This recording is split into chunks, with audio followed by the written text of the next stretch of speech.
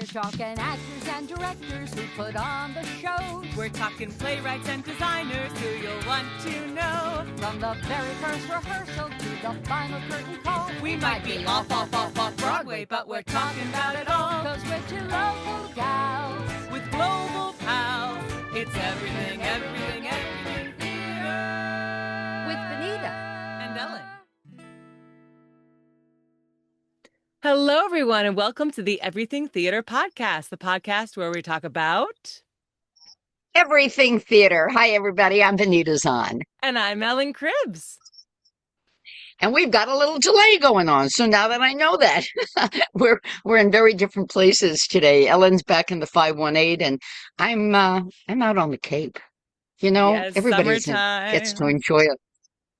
And the living is easy. But anyway, so we get right to music and dance, because our guest today is Maureen Footer, and she has penned a book about a wonderful choreographer who many people may not know about. And I love the title, Maureen, Feel the Floor. If I didn't know anything else about what you were writing, I would know right then and there. We're dancing. We're talking about dance.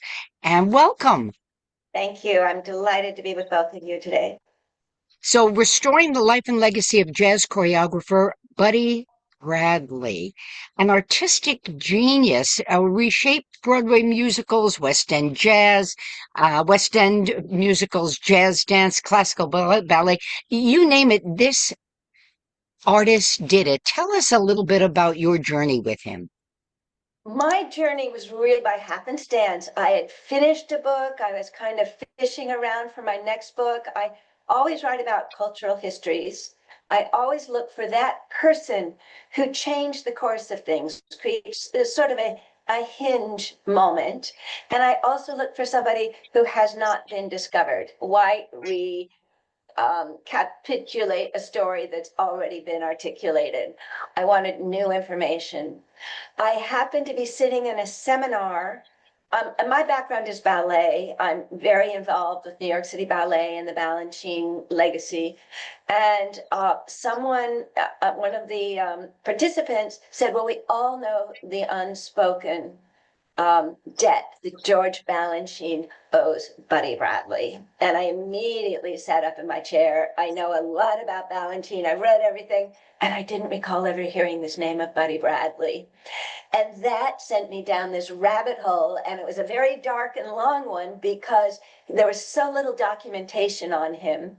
But what slowly unearthed was that we have this orphan coming up from the Deep South, just at the dawn of the Harlem Renaissance, the early 1920s. The Harlem Renaissance is what really starts to visibilize jazz, dance, and it also broadens the scope of jazz music. It is changing in the theater, and dancers who haven't grown up with jazz and African American movement are struggling to respond to it, and choreographers don't know. Sammy Lee and all the big choreographers of the 20s had no idea what to do with it either. Buddy Bradley was dancing in the big Prohibition era nightclubs in Harlem, and he was bored because he was far too creative to be doing 3 shows a night, 6 nights a week, and takes his talent down to Broadway, works in a dance studio that is really created just to transmit jazz dance to Broadway professionals. And he turns out to be a genius of a teacher. But in addition to which, as you teach routines. And at that time, stars and soloists didn't work with the dance director. He just took care of the chorus line. So they would ask Buddy to bring in these new jazzy syncopated routines. Producers started noticing there's something new going on. It's aligning with the jazz music of a Gershwin or Richard Rodgers, who are all embracing this new music. It's it's called the jazz era, the 1920s, for a very good reason. And then he begins to choreograph. And from there, and we can go into further details, but from there he leapfrogs over and does the same thing in the Atlantic in the UK, in the West End. He has to establish a dance studio there too as well, because the dance is so novel. He has to train dancers to move to this percussive, rhythmic, syncopated dance, which is all, counter ballet, which is upward. It's really gravitational, feeling the floor. And he crosses the channel and brings it to the Folies Bergère and to the continent too. So he really is the man who disseminates at scale jazz movement, bringing it down from Harlem and then to new stages and new bodies on two continents. How much does racism play in us not knowing more about him, Maureen? It's a factor, definitely, but I really think, Benita, the bigger factor is that he was working in up through 1965, but his golden arc is up to World War II. And at that time, the dance that happens in the theater was not considered an art form. Nobody conserves it. Nobody films it. Nobody documents it. It's just considered entertainment. You might as well be dancing in a circus or on a street corner or whatever. It's just pretty much dismissed as fine dance.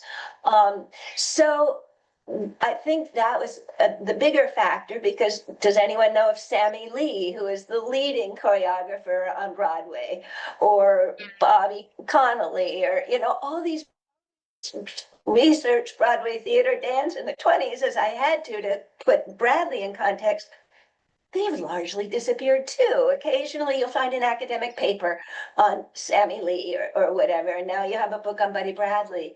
And what's interesting is that one of the things that Bradley did was he brought essentially vernacular, popular dance. He learned how to tap dance on a street corner in Harlem, or in a blind alley, but it's, for all intents and purposes, it wasn't in a dance school. And he legitimizes it. And he does this for ballet too. He certainly does that for what you see in the theater. And I think that now we don't think twice about it. If post, say, 1970, what we see in the theater at Hamilton is a combination of jazz, hip hop, ballet, that's completely acceptable. And the choreographer gets a lot of attention for that. And we also see, the Metropolitan Opera. Now, recently, about 2 years ago, they had an opera, Fire Shut Up in My Bones, and the choreographer, Camille Brown, brings in African-American step dancing, which is what happens on football fields. Instead of cheerleaders, they bring in marching bands with all these elaborate routines. She puts that on the stage of the opera. So this is now acceptable. We're much more inclusive and broad-minded about movement and what constitutes art, what is a proper basis for our inspiration in dance. But Bradley was really the person who first generated that sort of attention, particularly when he got to the UK. He's really raised to high levels. But so, yes, racism didn't help at all. It was really a barrier in his ability to really progress on Broadway, although Broadway definitely needed him. They knew it. They kept him employed constantly, but they never gave him credit. They never really embraced him. And I think it's because Broadway at that time was a clique of Eastern Europeans and Irish, and here's this sort of one-off person, and he wasn't part of the crowd, didn't go to the same synagogue, or, Catholic church, whatever. So he was always kept apart. So there was definitely an element of racism too, but I'd say it's broader than just racism that kept us from knowing Bradley for years. That's a fascinating. I've never thought of it that way. Of course, as an actor, I tend to think about text and scripts, and obviously we have all this documented historical pieces, dating back because of the use of language and being able to write that down and have that for years and years and years. So with dance, what is the main way that we know of older dances? Is it just from people adapting it through, watching people through time do those dances? Is there a lot written down about these dances? How do we preserve the Yeah. history of dance? There isn't a lot written down because, as I said, nobody really thought it was worth writing about. Occasionally, after I was able to reconstruct the timeline of all of Bradley's projects on Broadway and the West End, then I would start finding theater reviews. And occasionally they'd say, oh, they made great exits with the dances, or, the dances were, quick nod, the dancers were particularly agile or capable or whatever, and sometimes a little bit more, but not a lot. So what two things saved me that amplified that. One is, well, three things. One is the African American press, and there was quite a bit of local ones, but also Bradley was a celebrity. He was that African American talent that was, if not getting credit, was getting recognized and employed on Broadway and making a difference. He was bringing African American dance down to broad stages. So, and at one point, he's doing so well, even without credit, that he's driving a late model LaSalle, which was the sporty version of a Cadillac. He's well dressed. He moves out of his boarding house in Harlem and into a swish apartment in the heights of Harlem called Sugar Hill. His neighbors are people like Duke Ellington and W.E.B. Du Bois. He's definitely made it. And the African American press, as any press, loves a hero. And so they talk a lot. Oh, we hear Bradley's doing dances using so-and-so for this play that's in rehearsal. And also, he's enough of a celebrity that the wire service in African American papers, it doesn't just here in New York, but Pittsburgh, Atlanta, Baltimore, the Chicago Courier or the Chicago Defender. I mean, they all give a lot of attention to Bradley. So that helped me where the white press did not. And then in addition to which, when you can find photographs in mainly theater magazines, okay, here's this new production, and they got some pictures, there's stills, but you can see, oh, how the dancers are distributed, what they're wearing. Sometimes they're mid-gesture. So, it's a jigsaw puzzle that you're getting a little more information. And then the real thing that helped so much was Bradley became the go-to, not only in the West End for choreography, but British films. And he worked with the equivalent of Ginger Rogers in the UK, someone named Jessie Matthews. Because she was Jessie Matthews, she had big, lavish budget. Her films are conserved in the British Film Institute. Some now you can even see on YouTube. But seeing what he was doing for Jessie, who was very gifted, but she also had gifted partners, really started to give me a visual of the movement that Bradley is bringing to the stage. So And that's how, pretty much how I figured it out. yeah, what a puzzle piece. It absolutely was. It took 6 years to put this all together, partly because, Maureen, I want to jump in for a sec. yes, In telling about him, how are you or others now able to preserve the dances he created? yes. Well, unfortunately, since they weren't filmed and they don't use like ballet, la notation or whatever, we don't know any more specifics about the dances except what we read and these films. And he did 23 films, fortunately, in Britain. Um, Not all with Jessie Matthews, and some, he had the lesser role as a choreographer, but nevertheless, again, it's a jigsaw puzzle, and the conglomerate gives us a picture of what he's doing. But there's no way to preserve more things simply because it's a finite source, and the rest pretty much lost, sadly. Yeah, it one wonders, and then now I think after somebody will read your book, I think it probably gives them the opportunity to look at current dance routines in musicals a little differently, to stop and think, gee, how was this influenced by Buddy Bradley? Absolutely, because Bradley was really foundational to the integrated book musical. before that, dance was really something that often happened in front of the curtain when sets were being changed. Or if you're Flo Ziegfeld, it's a way to show off costumes and pretty girls, but it's not so sensitive to the possibilities of dance. Bradley, jazz dance is aligned with jazz music, so it has to be musical. It can't just be simpering around in a headdress. But in addition to it, Bradley is one of the first people to start linking movement to revealing character, to revealing lyrics, and to use it as a dramatic device. And he didn't finish that, but we see, looking at programs, particularly what he's doing in the West End, that at some point the chorus is no longer, ladies of the chorus and 12 names. Each one has the name of an individual character listed in the casting sheet because their dances are different. Their dances are expressing different people with different roles, purposes in this musical play. And at some point, not always, but in a couple of reviews, I actually read that his dancers even had speaking lines. So they're really getting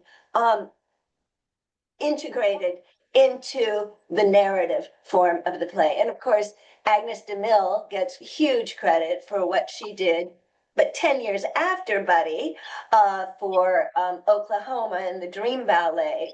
And in fact, Buddy, she was working in London for a while. Buddy was actually bailing her out for a show that she needed help with. Gertie Lawrence was doing a tap dance number. That wasn't DeMille's background. Hers was ballet, and she loved character. But he really came in and pulled Gertie Lawrence together for this role. Wow. And I'm in reading, the information sent probably by your publicist. He also he worked with Ruby Keeler and Eleanor Powell and Adele yes, Astaire. I mean, these were icons. They were, the queens of dance during that time. absolutely. And there's some that were probably even as good as Adele Astaire. I mean, they were all exceptional. But Yeah. some who, for one reason or another, their reputations have faded, maybe because they didn't do movies or they didn't marry an English lord. They were sister to Fred. But yes, he did work with exceptional people. And it's that question of cream rising to the top. These were great dancers and they needed great coaching, great choreography. They couldn't just do this, operetta sort of little waltz and, these anemic things. They needed to go to this guy who had his pulse on the time, understood how to move to jazz music. And they all came. Even Eleanor Powell, who was trained in ballet, was a little resistant. She felt that she was afraid that if she studied jazz, it was going to corrupt her ballet training. But eventually, even she came around and with flying colors. There's really nobody quite as impressive as Eleanor Powell for the technicalities of tap dance. So. Where do you think, thinking of all this, where it originated, what it was like at the time, and where the industry is now, how do you think that we have evolved in terms of recognition for choreographers, highlighting dancers? Where do you think we are in the industry? Are there more steps we need to take? Do you think we're in a good place with it? You're asking a theater outsider, but what I can say is in the course of working on this book, I taught everything with dancing in New York. And I did notice that frequently Christopher Wheeldon, who's a big deal ballet choreographer, and he choreographed Michael, his name is practically on the marquee, and it's used in all of the promotional material. Adele Castle is fantastic tap dancer, worked on Funny Girl. And again, that was really promoted as an asset for the play. So I think there's increasing recognition of what the choreographer brings to musical theater. And I think certainly when it's a significant name, and granted, Wheeldon, Ayodele, a lot of others, Justin Peck, had a big reputation before they even went into Broadway. But when they do, it is considered very much an asset. And then there are, the the really serious working choreographers, they probably go consistently from show to show, but they haven't quite that marquee value of a Wielden or Adele or Michelle Durance or some of these other people now working on Broadway.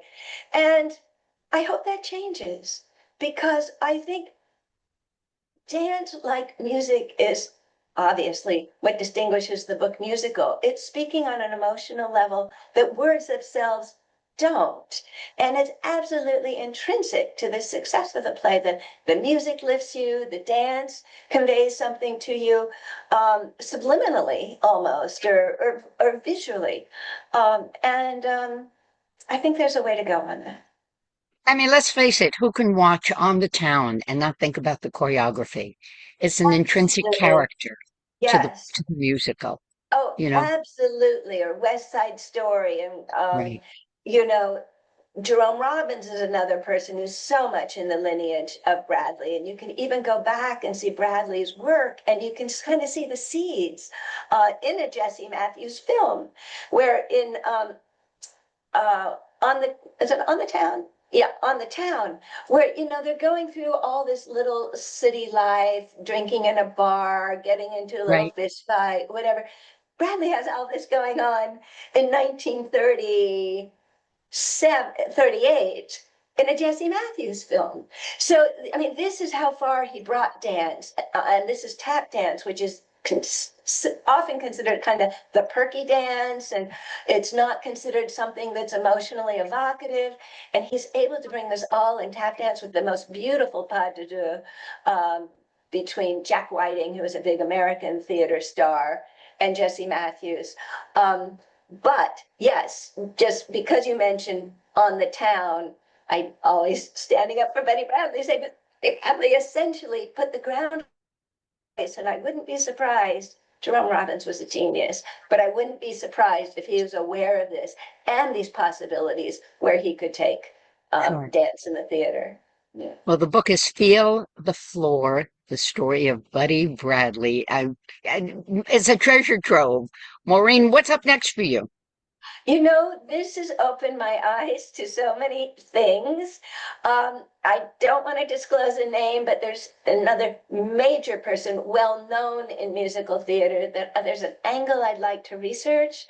I do have to get up into his archives, and I have to read what's already written on him, because, as I said, I'd like to come up with new material and add to our body of knowledge, not just repeat it. So the question is my angle something that needs more exposure, or has it already been treated significantly? But stay tuned. Well, keep us posted.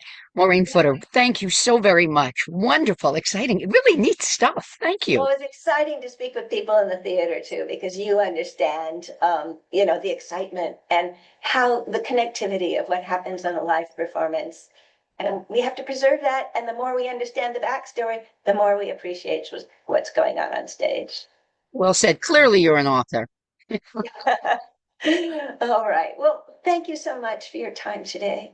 Oh, Thanks. And thank again, you. feel the floor.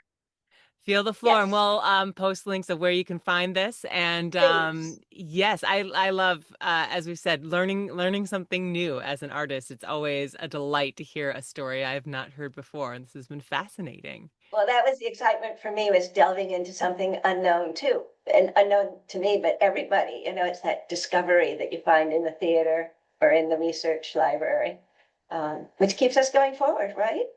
It does. So thank you, listeners. Check it out. We'll talk to you next time. I'm Ellen Cribbs. And I'm Benita Zahn, and I'll remember to take a light the next time I'm out of town. Everybody, be well. Take care. Thanks again. Thank you.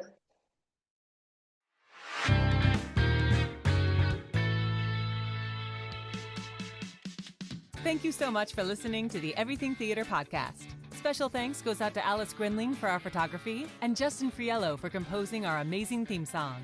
Please remember to subscribe to our podcast and follow us on Facebook, Twitter, and Instagram. If you want to share your thoughts or what's going on in your theater community, you can reach out to us on social media or through our email at everythingtheaterpodcast@gmail.com. Till next time, it's everything.